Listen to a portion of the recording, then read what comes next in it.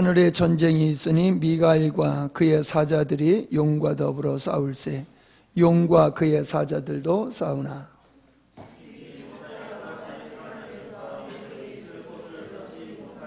큰 용이 내어 쫓기니 옛뱀 곧 마귀라고도 하고 사단이라고도 하며 온 천하를 꿰는 자라. 그가 땅으로 내어 쫓기니 그의 사자들도 그와 함께 내어 쫓기니라.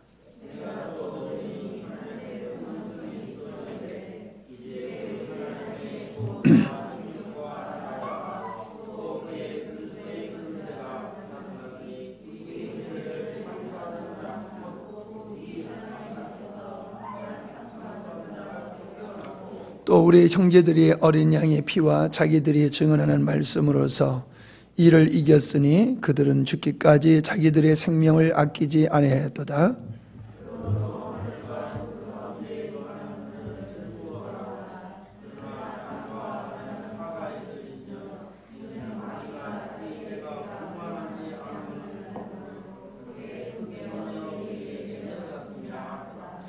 용이 자기가 땅으로 내어 쫓긴 것을 보고 남자를 낳은 여자를 받게 하는지라.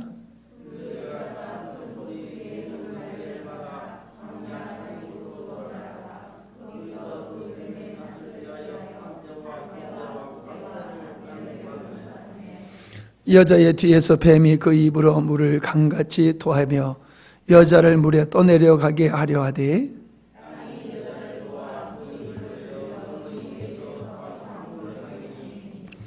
같이요. 용이 여자에게 분노하여 돌아가서 그 여자의 남은 자손 곧 하나님의 계명을 지키며 예수의 증거를 가진 자와 더불어 싸우려고 바다 모래 위에 서 있더라. 아멘.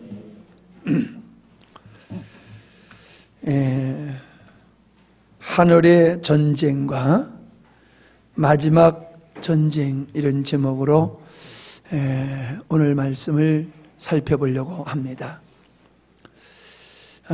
오늘 7절에 보면은 하늘의 전쟁을 통해서 용이라고, 옛뱀이라고 하는 그 용이 패하여져서 그의 사자들, 즉 그의 쫄개들과 함께 하늘에 더 있을 것을 얻지 못하고 땅으로 내어 쫓기게 되어지는 것을 보게 됩니다.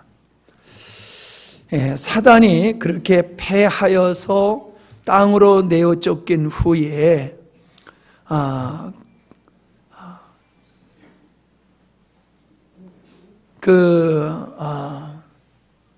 13절서부터 보게 되어지면은 남자를 낳은 여자를 박해하게 되어지는데 그 여자가 광야로 날아가서 거기서 피하여지면서 양육을 받게 되어지지요. 여자를 죽이려고 물을 토했지만은 그 땅이 그 물을 받아들임으로 말미암아 그 여자가 살게 되어집니다. 그러니까는 이 용이, 사단이 더 분노를 해서 여자의 남은 자손 곧 하나님의 계명을 지키며 예수의 증거를 가진 자들과 싸우려고 바다 모래 위에 이렇게 모여들게 되어지는 모습이 오늘 말씀입니다. 먼저는 하늘의 전쟁이 나오는 것을 보게 되어집니다. 근데 여기서 보면은 미가엘과 그의 사자들이 용과 더불어 싸웠다. 그래서 이기게 되어지니까는 하늘에서 그들이 있을 것을 얻지 못하고 땅으로 내어 쫓겼다라고 말씀하고 있습니다. 이 그림은 다니엘서 10장에 같은 내용이 있음을 보게 되어집니다. 그러니까 다니엘서 10장에 있는 이 그림이 종말에 이루어질 것을 예언하신 것이거든요. 그래서 다니엘서 10장 20절로 21절에 예언된 그 미가엘이 이스라엘을 돕는, 이스라엘을 구원하는 그 전쟁을 돕는 전쟁을 통해서 마지막 시대의 영적 전쟁에서 하나님의 백성들이 승리하게 된다라고 하는 것을 다니엘서에서 예언적으로 보여주고 있는데, 그것이 지금 12장에서 성취되어지는 것을 보여주고 있는 것이지요. 그러니까 여기서 말씀을 보게 되어지면은 이 마귀는 어떤 존재냐라고 하면은 참소하는 존재다, 그런 얘기를 하고 있죠. 먼저는 9절에 보면은 온 천하를 꿰는 자다라는 이야기를 하고 있음을 보게 됩니다. 온 천하를 꿰는 자. 그리고 두 번째로 보면은 참소하는 자, 그렇게 볼 수가 있거든요.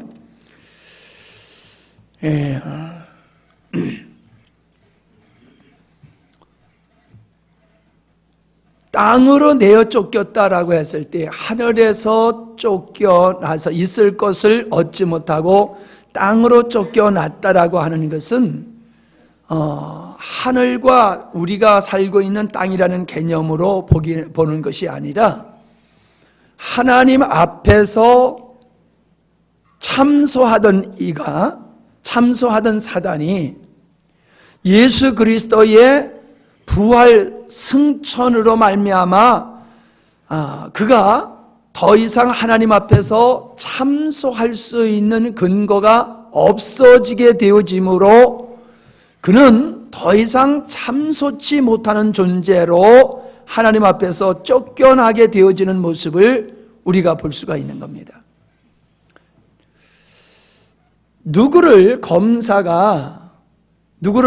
어떤 사람이 죄를 짓게 되면은 기소를 하지요. 이 사람이 이런 죄를 졌기 때문에 이 사람은 이만한 벌을 줘야 됩니다. 이래가지고 이제 법원에 넘기면은 법원에서 재판을 해가지고 형을 확정하게 되잖아요. 검사는 늘 죄인을 이렇게 정죄하는 일이 검사가 하는 일과 같이, 사단도 아담을 유혹해서 범죄케 한 이후로 범죄한 그들을 하나님 앞에서 계속 참소하는, 고자질하는 그런 역할을 하고 있음을 우리가 보게 되어지는데, 예수님께서 죽으심과 부활하심을 통해서 우리가 더 이상 참소받을 근거가 없어지게 되는 거지요. 죄가 있게 되어지면은 마귀가 우리를 자꾸 죄인이라고 벌받아야 된다고 그렇게 참소할 수 있지만은, 예수님께서 우리 죄를 대신해서 십자가에 못 박혀 죽으심으로 말미암아 우리 죄는 사하여졌잖아요. 그러니까 죄가 사하여졌기 때문에 마귀는 더 이상 하나님 앞에서 우리를 참소할 근거가 사라지게 되어지는 거지요.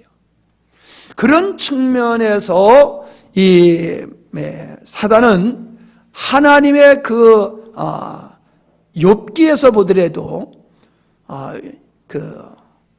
욥을 그렇게 참소하던 그 사단이 하나님 앞에 있었음을 우리가 보게 되어집니다.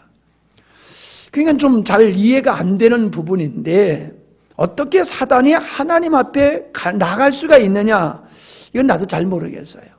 그러나 분명한 거는 욥기서를 보게 되어지면은 그가 하나님 앞에 욥을 참소하는 모습이 보여지고, 오늘 여기 말씀을 보더라도 사단은 참소하는 자라라고 하는 걸 통해서 그가 하나님 앞에서 참소하는 일을 하고 있었음을 우리가 보게 되어지는 거지요.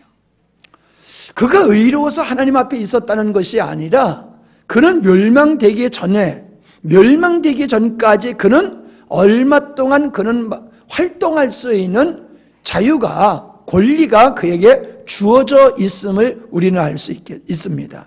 그렇기 때문에 그가 의로워서 하나님 앞에 설 수 있었던 것이 아니라, 그가 사람들을 고소하는, 참소하는 일로 하나님 앞에 나갈 수 있었다라고 하는 것으로 우리가 이해를 할 수 있을 것 같습니다. 그런데 예수님의 죽으심과 부활로 우리 죄가 사하여져서 참소할 근거가 사라지고, 부활하신 예수님, 사망 권세를 깨뜨리신 예수님께서 부활하셔서 하나님의 보좌에 계실 때에 더 이상 사단은 그것에 있을 수가 없어서 하나님의 보좌로부터 그가 더 이상 존재하지 못하고 쫓겨나게 되어지는 모습이 바로 하늘에 있을 것을 얻지 못하고 이 땅으로 쫓겨나게 되어지는 사단의 모습을 요한이 보는 것으로 그렇게 우리에게 그런 지혜를, 그런 은혜를 이게 주고 계시다, 그렇게 우리가 볼 수가 있습니다. 우리가 이 영적 전쟁, 미가엘과 이 사단과의 싸움, 성경에는 가브리엘이라는 천사와 이 미가엘 천사가 등장하게 되는데, 미가엘 천사는 전쟁하는 천사로 등장을 하고 가브리엘은 항상 좋은 소식을 전하는 천사로 그렇게 등장하는 것을 보게 되어집니다. 그래서 이 미가엘이 결국 어둠의 영들과 그 악한 영들과 사단과 싸웠다라고 하는 것은 결국 다니엘서에서 보여준 그 말씀이 마지막 시대에 이루어지는 것을, 그것을 보여주고 있는 것임을 알 수가 있습니다.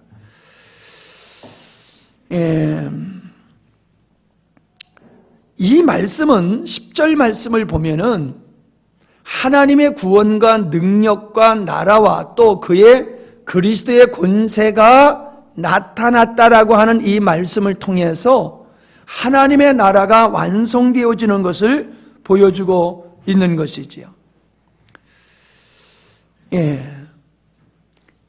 이것은 8절에서 하늘에서 패하여 있을 것을 상실한 용이 땅으로 내어 쫓기는 정황으로 볼 때 하나님의 나라를 공격하는 사단의 세력인 세상 나라는 멸망을 받게 되어지는 그런 그림이다라고 하는 것을 우리가 볼 수가 있습니다.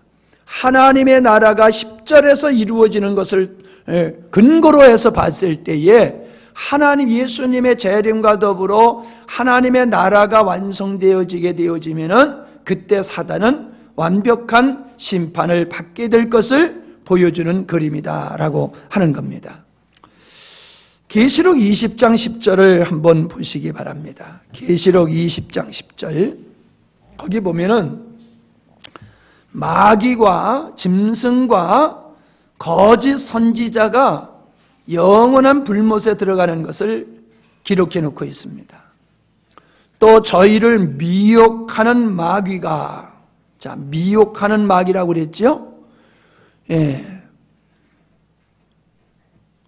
9절에서는 12장 9절에서는 온 천하를 꿰는 자다 이렇게 표현했는데 20장 10절에 보면은 미혹하는 마귀가 이렇게 말씀하고 있습니다. 그가 때가 되니 예수 그리스도의 재림으로 말미암아 하나님의 의도가 완성되어지게 됐을 때에 마귀가 불과 유황 못에 던지운다, 즉 지옥에 던지오게 되는 것을 보게 됩니다. 거기에는 그를 추종했던 짐승과 거짓 선지자도 마귀와 함께 세세토록 거기서 괴로움을 받게 되어진다라고 말씀을 하고 있음을 보게 되어집니다. 19장 20절을 한번 또 보시기 바랍니다.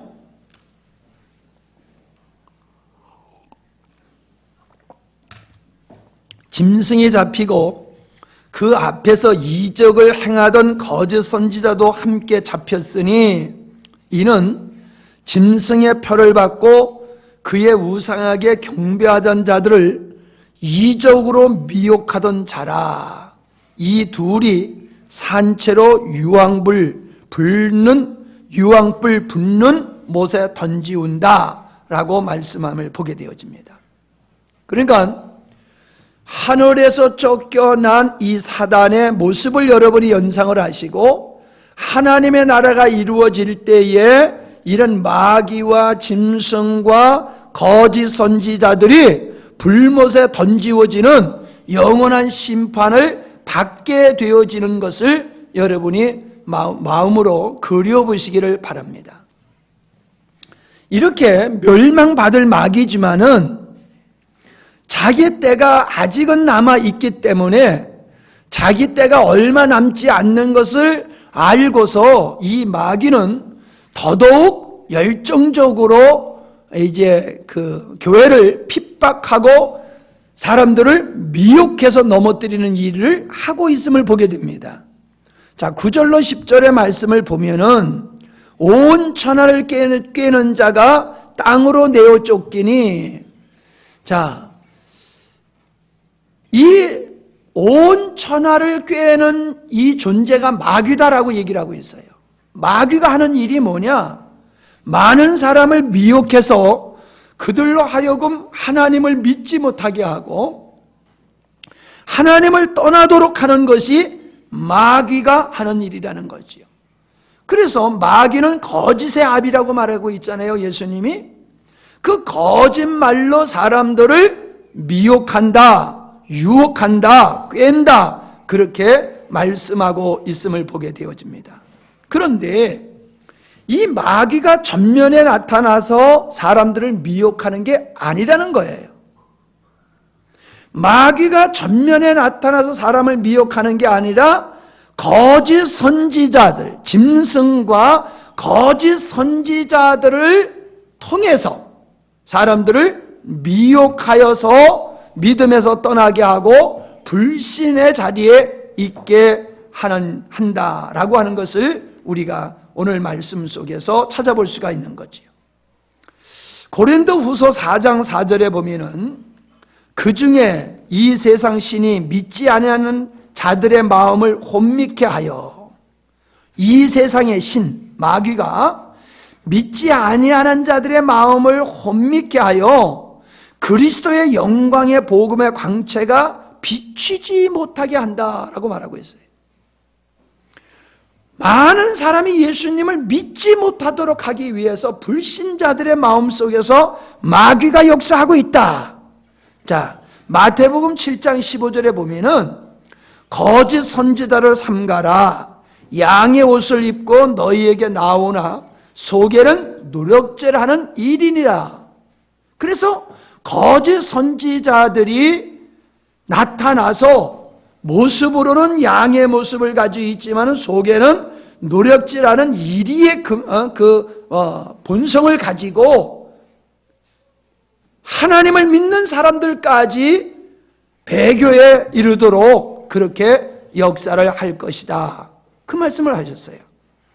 마태복음 24장 11절에도 보니까는 거짓 선지자가 많이 일어나 많은 사람을 미혹게 하겠다. 예수님께서 하신 말씀이지요. 거짓 선지자가 일어나서 많은 사람을 꼬실 거다. 24절에 보니까는 거짓 그리스도들과 거짓 선지자들이 일어나, 그러니까 적그리스도죠. 적그리스도와 거짓 선지자들이 일어나 큰 표적과 기사를 보이어 할 수만 있으면 택하신 자들도 미혹하게 하리라. 사단이 어떻게 역사하느냐? 적그리스도와 거짓 선지자들을 통해서 기사와 표적을 행하게 함으로 말미암아 사람들을 미혹하게 될 것이다 라고 말하고 있어요. 굉장히 중요한 이야기입니다. 왜 큰 표적과 기사를 보이요 할 수만 있으면은 믿는 택하신 자들까지라도 그렇게 미혹하려고 하느냐? 여러분, 우리가 기사와 표적과 기사를 믿음의 근거로 삼으면 사단의 미혹에 넘어가기가 쉬운 거예요. 우리는 예수 그리스도로 말미암아 기사와 표적이 이 땅에 나타날 수 있으면 사실이에요. 그리고 나타나고 있는 것이 현실이에요. 그러나 그것이 우리의 믿음의 근거가 되어서는 안 된다는 겁니다. 우리는 말씀을 깨닫게 하시는 성령의 역사로 말미암아 갖는 믿음이 돼야지, 기사와 표적을 보고 그것을 믿음의 근거로 삼게 되어지면은 거짓 선지자들, 적그리스도인들이 행하는 그런 큰 표적과 기사에 미혹되어서 배교에 참여하게 될 수 있다라고 하는 것을 말씀해 주고 있는 겁니다. 베드로후서 2장 1절을 보면은 민가에 또한 거짓 선지자들이 일어났나니, 이제 초대교회에 벌써 거짓 선지자들이 일어났다는 거예요. 이와 같이 너희 중에도 거짓 선생들이 있으리라. 저희는 멸망케 할 이단을 가만히 끌어들여 자기들을 사신 줄을 부인하고 임박한 멸망을 스스로 취하는 자들이다. 얼마나 무서운 얘기입니까? 거짓 선지자들이 일어나가지고 거짓 선생들이 일어나서 많은 사람들을 이단을 교회 안으로 가만히 끌어들여가지고 예수님을 부인하고 멸망에 이르도록 하는 이 역사가 있을 것이다. 그렇게 말씀해 주고 있어요. 요한일서 4장 1절을 보면, 요한일서 4장 1절을 보면은 사랑하는 자들아 영을 다 믿지 말고 오직 영들이 하나님께 속하였나 시험하라. 많은 거짓 선지자가 세상에 나왔음이니라. 거짓 선지자는 마지막 시대에만 등장하는 것이 아니라 이미 초대교회부터 거짓 선지자들은 활동을 하고 있었다는 거지요. 그 거짓 선지자가 예수 그리스도 때서부터이 아니라 구약에서부터 거짓 선지자라는 끊임없이 활동을 해왔고 예수님이 오실 때까지 거짓 선지자들은 활동을 할 것인데, 이게 사단이 하는 일이라는 거죠. 땅으로 내어 쫓긴 이 땅에서 활동하고 있는 사단의 역사에 의해서 많은 사람들이 미혹되어져 가지고 믿음에서 떠나게 될 것을 말씀해 주고 있는 겁니다. 데살로니가 후서 2장 3절에 누가 아무렇게 하여도 너희가 미혹하지 말라. 먼저 배도하는 일이 있고 저 불법의 사람 곧 멸망의 아들이 나타나기 전에는 이르지 아니하리라. 자, 적그리스도와 거짓 선지자들의 출현을 얘기하고 있는 겁니다.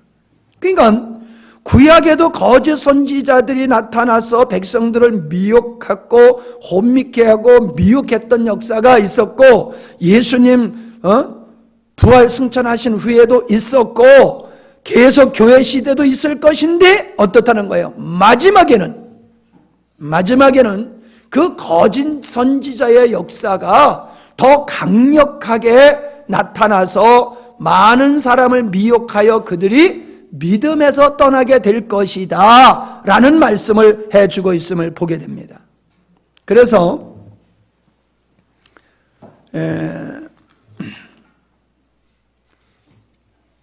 우리가 아까 읽었던 요한계시록 19장 20절과 요한계시록 20장 10절을 우리가 다시 한번 보면은 거기에서 거짓 선지자, 기사와 표적을 행했던 거짓 선지자들이 멸망을 받게 되어지는 것을 우리가 보게 되어집니다. 그러니까 마귀는 기회가 있을 때에 아주 성실하게 충실히 열정적으로 많은 사람을 미혹하는 일을 하고 있다는 거예요. 여러분에게 기독교 세상 함정에 빠지다는 책을 읽어보도록 책을 여러분에게 드린 것은 이 부분이 그 책을 여러분이 읽게 되어지면 아주 명확해질 겁니다. 제가 설명하는 것보다도 여러분이 그 책을 읽어보게 되어지면 마귀가 거짓 선지자들을 통해서 마지막에 세상의 그 사조를 가지고 어떻게 교회 안에 들어와서 성도들을 미혹해가지고 성도들의 믿음이 세상과 혼합되어짐으로 말미암아 잘못된 믿음, 하나님으로부터 자꾸 떠나게 하는 이러한 하나님을 반하게 하는 일을 어떻게 하느냐? 그걸 읽어보면 제가 설명하는 것보다 훨씬 나을 거예요. 여러분들이 그 책을 꼼꼼하게 여러분이 읽어보시기 바랍니다. 그걸 읽어보시면은, 야, 마지막 시대에 이 거짓 선지자들의 역사, 마귀가 거짓 선지자들을 통해서 어떻게 복음을 변질시키고 어떻게 우리의 신앙을 빼앗아가느냐라고 하는 걸 여러분이 알 수 있을 거예요. 무시무시한 시대입니다. 여러분, 대환란 그러면 사람들이 무서워하고 그러는데 대환란이 지금이에요. 교회 시대가 대환란이고 그 교회 시대 안에서 마귀는 거짓 선지자들을 통해 가지고 얼마나 진리를 왜곡하고 믿음을 떠나게 하고 있는지 몰라요. 어저께 텔레비를 보니까요, 바티칸에서 세계 주교들이 모여가지고 동성애를 합법화시키는 걸 결의를 하려고 지금 하고 있더라고요. 이미 미국의 장로교회에서 동성애를 합법화한 그런 교단이 있어요. 그러니까 지금 박원순도 그렇다고 그러더라고요. 박원순도 동성애를 지지하는 그런 일을 계속 해왔고 지금도 하고 있더라고요. 이게 다른 사람, 안 믿는 사람의 얘기가 아니라, 안 믿는 사람의 얘기가 아니라 목사라고 하는 사람들이, 신부라고 하는 사람들이 성경의 절대적인 권위를 부정하고 세상의 사조를 교회 안으로 받아들이고 있어요. 절대 말씀의 권위가 절대의 권위를 가지고 있지를 않아요. 세상의 사조와 성경이 짬뽕이 돼가지고 혼합이 되어서 이제는 하나님의 말씀이 옳은 게 아니라 세상의 사람들의 권익을 존중해 주는 것이 하나님의 말씀을 지키는 것과 동등하게 사람들이 생각을 하는 거예요. 세상의 사조를 교회 안으로 들어오게 하는 사람들이 목회자들이라는 거예요. 목회자들. 그게 거짓 선지자들이에요. 부끄러워서 여러분들에게 일일이 다 얘기하기가 좀 그래요. 예수님을 얘기를 하지만은 성경에서 말하는 예수가 아니에요. 그들의 입으로는 하나님을 얘기하지만 그들은 성경의 하나님을 얘기하는 게 아니라 자기가 만든 하나님, 자기가 만든 예수를 이야기하고 있는 거예요. 근데 우리는 그냥 그들이 예수 얘기하고 하나님 얘기하니까는 우리 하나님 얘기하고 있는 줄 알아요. 여러분, 이미 거짓 선지자가 세상에 잘못된 것들을 교회 안으로 가지고 들어와서 성경의 진리와 같이 그렇게 토착화시킨 것들이 얼마나 많은지 몰라요. 내가 그런 걸 계속 느끼다가 그 책을 읽어보니까는 와, 정말 구체적으로 그분은 이렇게 그걸 잘 써놨더라고요. 내가 그거를 주워 섬기는 것보다는 여러분이 읽어보는 게 더 훨씬 유익하기 때문에 내가 자세한 설명은 안 하겠어요. 여러분 꼭 읽어보세요. 얼마나 지금 교회가 부패하고 겉으로는 양의 모습을 가지고 있는 목사지만은 속은 이리와 같은 기독교의 진리를 왜곡하는 그러한 목회자들이 얼마나 많은지 몰라요.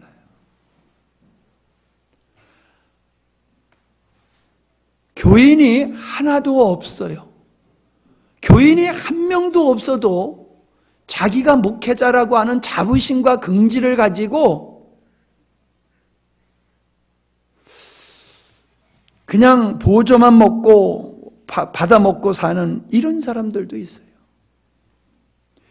교회를 성도들이 헌금해서 교회를 세운 거를 갖다가 사적으로 팔아버리고 사유화를 시키는 이런 일들이 부지기수고요. 교회를 개척해가지고 성도 수가 얼마 되면은 성도의 머리수에 의해서 다음 목회할 자에게 교회를 팔아버려요. 성도를 팔아버려요. 성도 1인당 얼마씩 해가지고. 지금 그런 일이 우리나라에서 이게 아주 보편화될 정도로 그렇게 지금 아주 심화되어 있어요.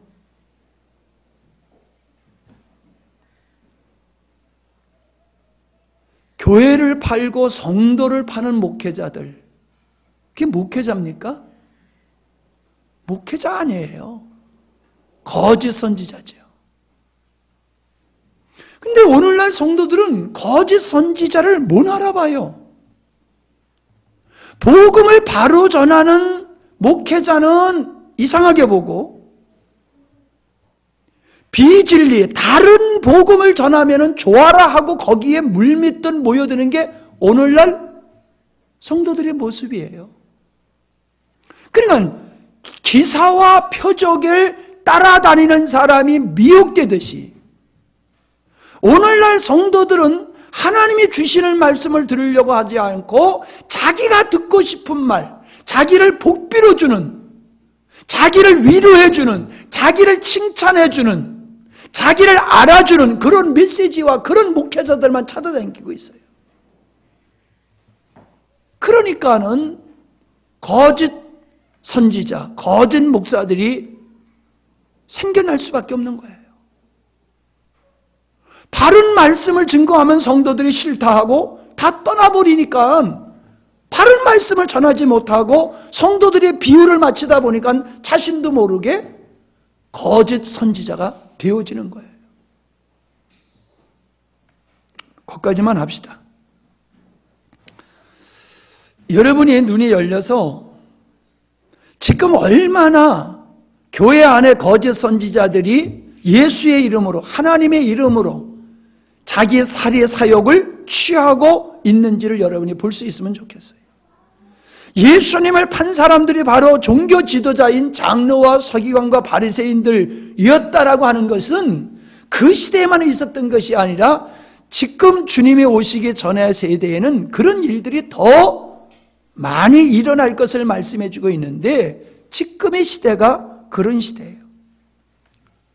온 천하를 꿰어서 믿는 사람이나 믿지 않는 사람들이라 다 마귀의 거짓말, 마귀의 미혹에 빠져가지고 하나님을 대적하는 세력들로 뭉쳐지고 있음을 보고 있습니다. 두 번째는 마귀는 참소하는 자라고 했잖아요.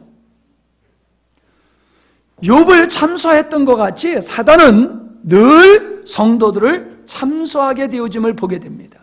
여러분이 진리로 무장하지 아니하면은 사단의 참소에 넘어가서 여러분이 아주 주를 위한다라고 하지만은 실상은 여러분이 마귀의 농간에 놀아날 수가 있는 거예요.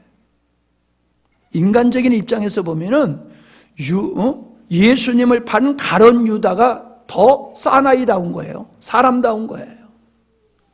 그는 자기가 예수님을 팔아버린 그 죄책감에 스스로 목매달아 자살을 했잖아요.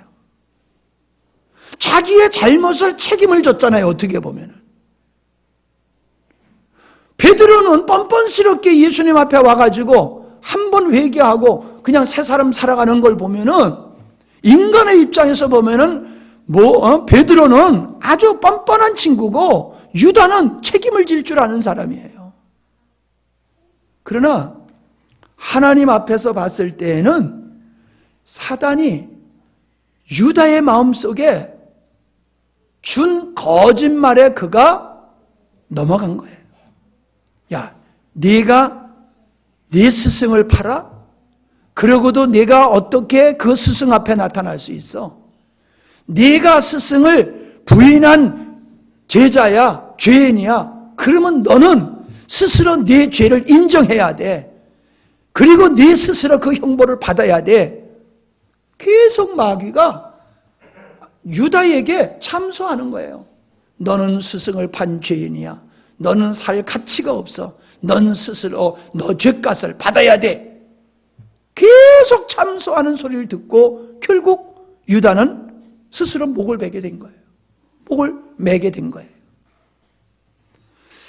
오늘 우리들은 예수 그리스도로 말미암아 죄사함 받았음에도 불구하고 우리가 지은 죄에 대해서 거기에 묶여 있어요. 자기 자신을 자학하고 책망하고, 야, 너 그것밖에 안 돼. 너 오늘도 또 죄 졌잖아. 오늘도 또 넘어졌잖아. 그러면서 계속 자기가 실수하고 넘어진 것에 대해서 우리 스스로가 괴로워하고 있으면요, 이게 사단의 참소를 받고 있는 거예요. 그게 의로운 것 같아도 의로운 게 아니에요.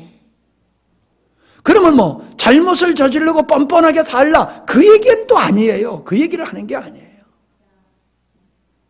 마귀는 살 길을 우리에게 얘기하지 아니하고 계속해서 너는 죄인이야, 너는 죄인이야 이래가지고 스스로 자기가 의를 쌓게 만들고 하나님을 멀어지게 하는 것이 사단의 참소다 라고 하는 것을 여러분이 아셔야 될 줄 압니다. 우리는 우리의 죄와 허물을 앞에서 뻔뻔하라는 얘기가 아니라 우리의 죄와 허물을 보고서 우리 자신이 얼마나 하나님의 은혜가 은혜가 아니면 안 되는 존재인 걸 깨닫고 우리는 주님께로 가는 자가 되어야 될 줄 믿습니다. 그게 믿음의 사람이에요. 그냥 사단의 참소를 받는 사람은 안 그래요. 자기를 자학하고 자기에게 실망하고 또 다른 사람에게 실망하고 그래서 또 다른 사람을 정죄하고, 너 예수 믿는다고 그러면서 그게 뭐야? 너 집사인데 그게 뭐야? 너 지난번에 간증은 아주 멋지게 하더라. 근데 너 네 몰골이 그게 뭐야? 행위가 그게 뭐야? 그러면서 자기도 정죄하고 비판할 뿐만 아니라 남도 정죄하고 비판하고 그런 모습을 갖게 되는 거예요. 그게 사단의 참소에 덫에 걸린 사람들의 모습인 것을 우리가 보게 되어집니다. 그래서 이 사단, 참소하는 사단에 속한 사람들의 특징은 늘 부정적이에요. 다른 사람의 잘못을 지적하고 책망하고 다른 사람의 허물을 들추어내고 원망하고 책임을 전가하고 책임을 묻는 이러한 삶을 살아가는 사람이 마귀의 덫에 걸린 사람의 특징이에요. 의로운 게 아니에요. 주님은 네 눈 속에 먼저 들보를 빼라고 그랬잖아요. 그런데 안 그래요. 마귀의 덫에 걸린 사람은 자기의 허물을 몰라요. 자기는 더 큰 허물을 가지고 있으면서도 다른 사람의 조그만 실수를 가지고 물고 늘어지고 난리법석을 치는 거예요. 그런 사람에게 당신 이런 잘못이 있어 그러면요 또 난리 치는 거예요. 너는 그럼 얼마나 깨끗해서 나보고 그러냐? 그러면서 또 받아들이지를 못해요. 자기의 허물을 받아들이지 못하고 남의 허물만 지적하고 정죄하는 이런 사람이 교회 안에 있잖아요. 그 사람이 누구요? 마귀의 덫에 걸린 사람이요. 참소하는 마귀의 덫에 걸린 사람은 그래요. 11절에 보면은 하나님의 나라에 승리하는 백성들의 모습을 보여주고 있어요. 11절 보면 거기에는 증거하는 말씀이 있고 그 증거하는 말씀의 내용이 어린 양의 피이고, 그리고 그들은 죽기까지 자기 생명을 아끼지 않는 삶을 산 사람들이다 라고 말씀을 해주고 있어요. 오늘 마지막 시대에 살아가는 성도들의 삶이 어떻게 되어야 되냐 하면은 우리가 증거하는 말씀이 있어야 돼요. 여러분이 예수님만 믿으면 안 돼요. 여러분이 말씀을 가지고 예수님은 이런 분이야 라고 여러분이 증거하는 말씀들이 있어야지 돼요. 그 말씀이 뭐예요? 어린 양의 피요. 우리가 세상에 증거해야 할 말씀은 예수 그리스도다라고 하는 거지요. 그리고 그는 죽기까지 자기 생명을 아끼지 않았다라고 얘기를 하고 있잖아요. 죽기까지 자기의 생명을 아끼지 아니했어요. 그게 자기 부인의 삶을 산 걸 얘기하는 거예요. 자기 부인의 삶을 살고 예수 그리스도의 보혈을 근거로 해서 살아가는 사람이 하나님의 나라에, 하나님 그 나라의 승리한 백성의 모습임을 11절에서 보여주고 있더라라고 하는 겁니다. 이들이 하나님 앞에서 즐거워할 수 있는 자들이에요. 여러분이 땅의 어떠함으로 즐거워하는 자가 아니라 우리는 하나님의 뜻이 완성되어지는 걸 보고 즐거워할 수 있는 사람이 되어야 돼요. 그게 바로 하나님 나라의 백성들의 모습인 것을 11절, 12절에서 말씀해 주고 있어요. 우리가 기뻐하고 즐거워하는 것은 내 소원이 이루어지고 내가 원함이 잘 이루어지기 때문에 기뻐하고 즐거워하는 것이 아니라는 거예요. 우리 아버지 하나님 예수님께서 예수님을 통하여 십자가에서 죽게 하신 그 역사를 통해서 이루신 그 일, 하나님의 뜻이 이루어짐을 바라보고 즐거워하고 찬송할 수 있는 자가 그게 바로 하나님의 백성의 모습이다라고 말하고 있어요. 반면에 마귀가 땅으로 내어 쫓김을 받았는데 그 땅으로 내어 쫓김을 받았는데 여기 보니까 그러나 땅과 바다는 화 있을진저 그랬어요. 그러면서 뭐래요? 이는 마귀가 자기의 때가 얼마 남지 않는 줄을 알므로 크게 분내어 너희에게로 내려갔음이로다. 마귀가 누구에게 역사하느냐? 믿는 사람에게도 역사하지만은 여기 보니까 땅과 바다라고 얘기를 하고 있는데 이거는 세상을 말하는 거예요. 불신자들 속에서 마귀가 얼마나 역사하는지 그들에게 화가 임한다는 거예요. 요한복음 10장 10절에 보면은 도적이 오는 것은 도적질하고 죽이고 멸망시키는 것이다. 마귀가 자기 백성들을 돕는 것이 아니라 마귀는 자기 백성들을 억압해가지고 그들을 망가뜨리는 일을 하고 있다는 거예요. 그래서 화가 있다는 거예요. 지난번에 제가 얘기했지만은 단군교를 만들었던 그 사람이 지금 목사가 됐는데 이 양반이 뭐라고 얘기하냐면 자기가 무당을 했는데 점치는 무당을 했는데 귀신이 귀신같이 가르쳐 준대요. 자기가 뜨게 된 동기가 뭐냐 하면은 박씨, 그러니까 박정희 대통령이 죽게 되고 전씨 가진 사람이 대통령이 될 거다. 그걸 자기가 예언을 했대요. 근데 귀신이 가르쳐 주더래. 자기에게.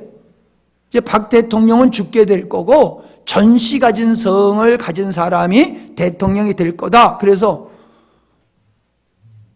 그래서 어쩌란 말이냐 그랬더니 내가 누구에게 말할 사람을 보내준다고 그랬더래요.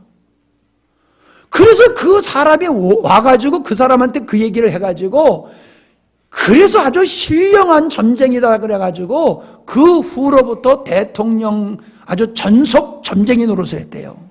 자기가. 그러니까 아마 전두환, 노태우 그 사람들의 전속 이 점쟁이 역할을 했었나 봐요. 이런 말을 그냥 내가 하는 거예요. 그 사람이 그렇게 말하지 않았어요. 그 뒷사람들은 예수쟁이니까 안 그랬을 거란 말이에요. 근데 그 앞사람들은 예수를 안 믿는 사람이니까는 가능성이 있어. 이것도 괜히 걸려. 내 생각에 그렇게 추측을 해보는 거란 말이에요. 근데 그분이 뭘 얘기하냐면은 그래가지고 자기가 아주 신통한 점쟁이가 돼가지고 대통령한테 그렇게 전속 점쳐주는 일을 했는데 그 장반에 하는 얘기가 그거예요. 마귀는 한 가지 가르쳐주고 9개를 뺏어간대요.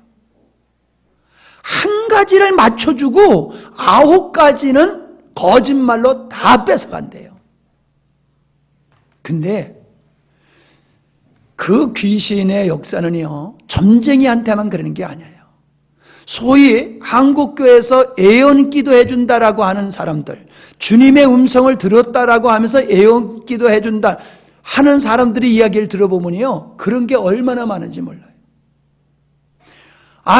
나하고 가까운 사람 중에, 사모님 말고 나하고 가까운 사람 중에 하나님이 이거 하라고 그랬다 그래가지고 그냥 왕창 벌려가지고 왕창 망하고, 그 다음에 또 하나님이 이거 하라고 그랬다 그래가지고 그거 해가지고 왕창 망하고, 도대체 하나님의 변덕쟁이야. 막 요랬다 저랬다 그래요.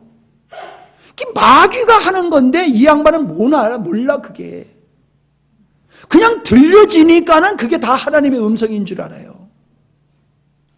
마귀는 어떤 걸 맞춰가지고 사람들을 갖다가 그냥 맹신하게 만들어버려요.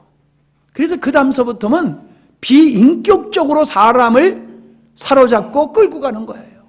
마귀의 종이 돼버리는 거예요. 여러분, 그래서 목사님들이 어디 기도받으러 함부로 댕기지 말아라 라고 하는 이유가 그거예요. 하나님의 영에 의해서 아름답게 기도 상담이 이루어지는 것도 있지만은 상당수가 귀신에 의해서 하는 사람들이 무당만이 아니라 교회에서 예수의 이름으로 귀신에 사로잡혀가지고 점치는 사람들이 많아요. 사모님한테 기도받으러 오는 사람 보면요, 점쟁이한테 가듯이 그렇게 전보러 오는 식으로 기도받으러 오는 사람도 있어요. 진짜 잘못하면 우리도 넘어가기 쉬워요. 꼭 물어봐. 되겠습니까? 안 되겠습니까? 아니, 그게 점쟁이한테 가서 물어보는 거나 똑같이 뭐가 틀려요? 하나님은 해라 말아라 그러지 않으세요. 왜? 우리에게 자유의지를 줬기 때문에, 분별의 영을 줬기 때문에 우리가 알아서 하게 하시지, 요렇게 해라 저렇게 해라 귀신과 같이 하나님은 그러시는 분이 아니에요.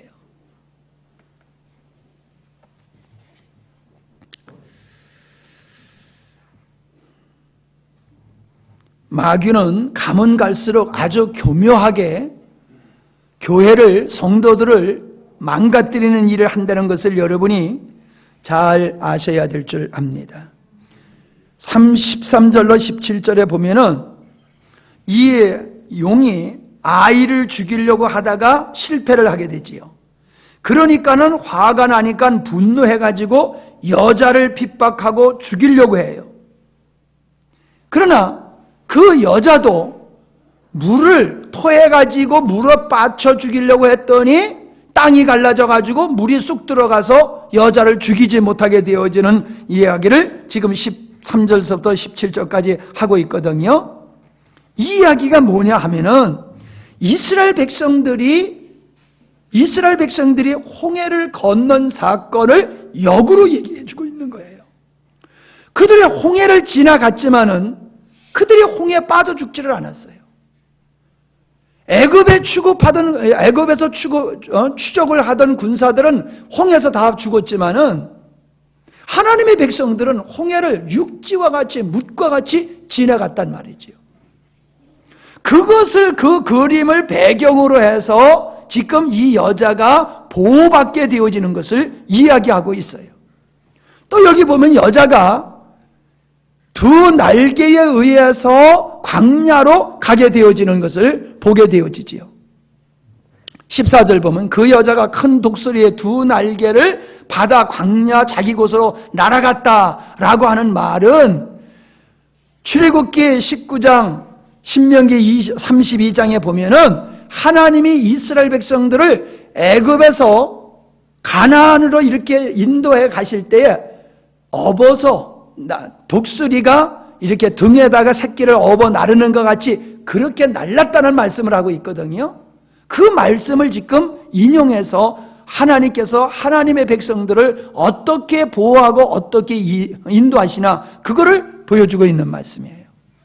우리는 사단의 분노가 하늘에서 쫓겨남으로 분노하고 여자를 공격하려 했지만 무의로 끝남에 대한 분노와 마지막 17절에 보니까는 하나님의 백성들을 대적해서 대항해서 싸우려고 전쟁을 준비하는 사단의 역사를 볼 수가 있습니다. 결론적으로 여러분은 이 17절에 대해서 여러분들이 주의를 하셔야 됩니다. 마귀는 지금까지 그렇게 하나님과 하나님의 백성들한테 적대적인 행위를 해왔고 미혹해서 넘어뜨리는 일을 해왔지만은 마지막에는 그게 대규모로 이루어진다는 거예요. 대규모 어떻게? 세계적으로 하나님을 사람들을 미혹해가지고 하나님을 대적하는 영적 전쟁이 일어나게 된다는 거예요. 지금이 그 시대로 들어가고 있어요. 급속도로 세계에서 하나님을 믿지 않는 사람들이 똘똘 뭉쳐가지고 하나님을 대항하는 이런 세력으로 지금 엄청나게 커지고 있어요. 그전엔 개인적으로 지역적인 역사만 있었지만 이제는 아니에요. 세계적으로 이게 하나가 되고 있어요. 하나님을 대적하는 이 세력이. 17절의 말씀이에요. 17절의 말씀이 지금 이루어지고 있는 거예요. 여러분, 공개적으로 기독교를 개독교라고 욕을 하잖아요. 아주 공개적으로 예수 믿는 사람들을 욕을 하잖아요, 이제는. 뒤에서 욕을 하는 게 아니에요. 매스컴을 통해서 공개적으로 욕을 하고 기독교인들을 말살해야 된다라고 아주 공개적으로 활동을 하고 있잖아요. 그렇게 대범해졌어요. 그렇게 대범해졌어요. 기독교를 변호하는 언론은 없어요. 기독교를 변호하는 언론은 없어요. 지금 중동에서 그렇게 예수 믿는 사람이 죽어가도 세계의 언론은 아무 말도 안 하고 있어요. 왜? 같은 패거리이기 때문에 그런 거예요. 여러분의 눈에 이게 보여야 됩니다.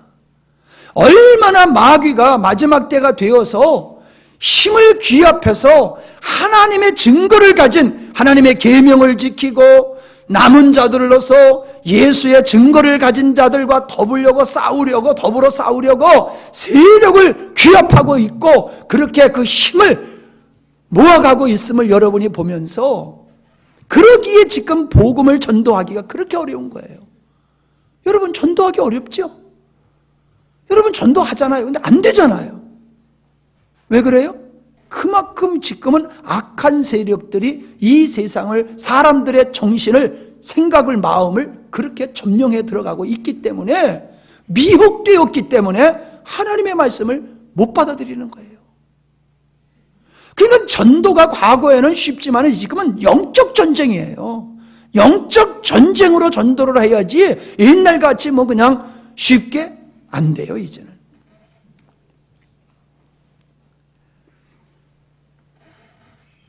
우리는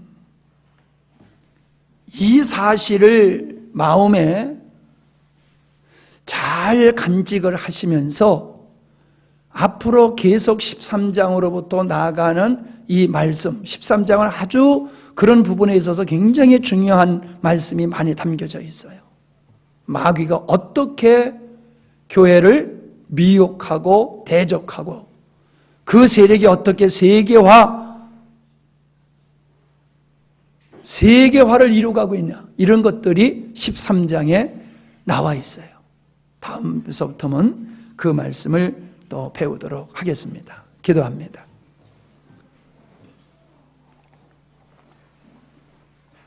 이제 하나님, 하늘에 있을 것을 상실하고 땅으로 쫓겨난 이 마귀의 세력들은 이 땅의 사람들을 혼미케 하여 믿음을 갖지 못하게 할 뿐만 아니라 참소하여서 분쟁을 유발하고 서로 적대적이며 아수라장을 만드는 이 역할을 하고 있음을 우리가 보고 있습니다. 믿지 않는 사람들뿐만 아니라 또 그 믿지 않는 사람들을 미혹해서 하나로 뭉쳐서 하나님을 대적하고 하나님의 백성들과 더불어 싸우려고 하는 이러한 조짐들을 우리는 이미 보고 있습니다. 우리 사랑하는 성도들이 이것을 뚜렷하게 보게 해주시고 깨어 있어서 믿음을 지킬 수 있는 지혜로운 성도들이 되게 하여 주시옵소서. 예수님의 이름으로 기도하옵나이다. 아멘.